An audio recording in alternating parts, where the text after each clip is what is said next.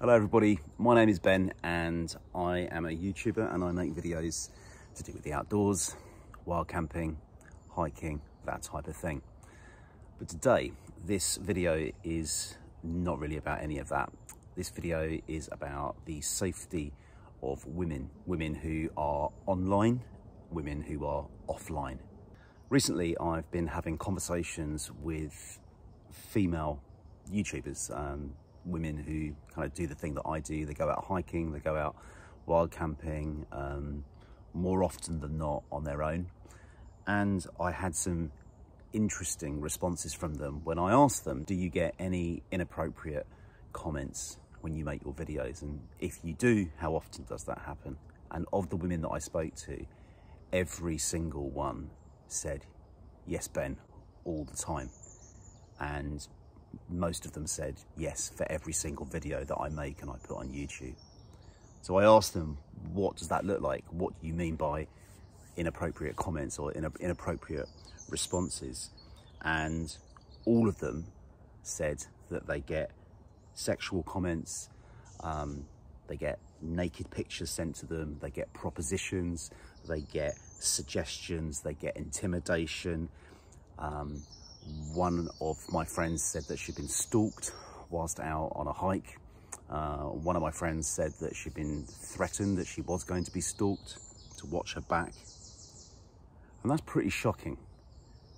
Well, it's pretty shocking to me anyway, and I think it's probably pretty shocking to a lot of the men that are watching this right now, because I actually think that many of us men aren't really aware of the extent, the frequency to which women experience this type of thing. And I'm not just talking about female YouTubers, I'm talking about women generally.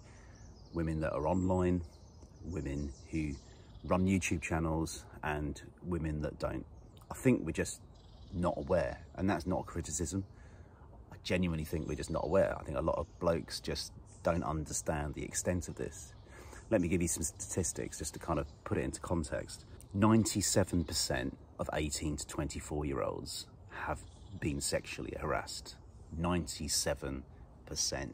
And of that amount of women, 96% didn't come forward when they were sexually harassed or sexually attacked or whatever.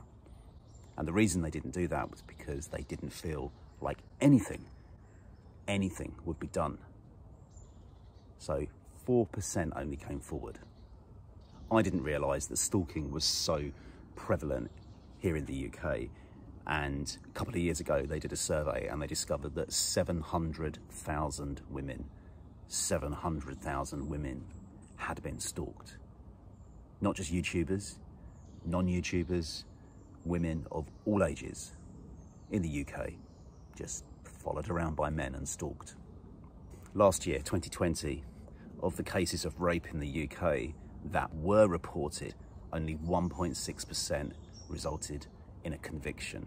1.6%. And when I listen to the women that I know, the women that I've spoken to, and listen to women that I don't know, just kind of watching them online, talking about it, the thing that they're all saying is, we've done everything. We've tried everything, but nothing changes. And although I, and probably a lot of you, have not been aware of the extent of this, I think we've been aware that it's been around for a long time. But I kind of see where they're coming from. Nothing changes, because we're always hearing these statistics, but why do they not change? And the response that the majority give is silence. And when they talk about silence, they're not talking about necessarily the men that are committing this, that are doing these things, but they're talking about the men like you and me, I guess, the men that wouldn't dream of doing things like this, the men who are probably saying, well, not all men. And that's the response that we generally hear in these discussions. Not all men, it's not me, it's not all men. And absolutely, we're absolutely right. I mean, that is correct. But what they're saying, or what I'm saying today, is what are the not all men doing about it? Seriously. Because I think it's easy to feel that we can't do anything. I think it's easy to feel powerless. And what can we do about all those horrible men that do all those horrible things? When actually there is something that we can do. We can call it out. We can call out our friends online. We can call out our friends in person. We can say when it's not okay to speak to a woman or treat a woman in that way. And ultimately, it's about not accepting that that is just the way it is, because I'm guilty of that. I'm guilty of that. For many years, I think I just accepted it. I think, yeah, it's really bad, it's really terrible, awful statistics. And what I'm actually doing is I'm just accepting the way it is, rather than accepting that I can actually do something about it. I truly believe that a culture exists in this country and other countries as well. A culture exists where men think it's okay, it's normal. So when you have a culture that believes, and it's ingrained, and it believes that that is what you do, that is what men do to women, you end up with situations where women on YouTube are being stalked. Women not on YouTube are being stalked. Men are making suggestive, subtle sexist comments on videos in person behind the woman's back as she's walking down the street on her way to work, privately messaging a woman images of his genitalia, saying what he wants to do to that woman, to that young girl. Sexualized comments on a regular basis, and committing sexual violence upon women. I watched a video online of a lady called Gina Martin, and Gina Martin, I quote her, said, "Too many men are perpetuating a culture of sexism that breeds inequality." And half the time, many men don't even realise that they're doing it because it's become so normalised. And I believe that sexual violence grows out of a culture that allows women, that allows young girls to be treated inappropriately. So it starts with the catcalling in the street, the comment on the video, the suggestions, the cheeky questions, and so on. At the beginning, I mentioned that the women that I'd spoken to and the women that I'd listened to are tired. They've done everything, seriously, tired out, done everything. They are faced with a wall of silence. They complain, they make videos, they cry out, they report, they don't report. And yes, it's not all men. It's not all men. But it is about inaction, and it's about what the not all men can do. And I think what we can do, a bit like this now, is we can pledge to speak up. And it might be in a tiny way, it might be in a big way. But if more of us speak up, then that's the only way that this can change.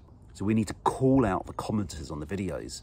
We need to call out our mates and our friends who are saying particular things, sharing particular things, getting in the social media chat threads, and when you see something, having the balls to actually say, that's not all right.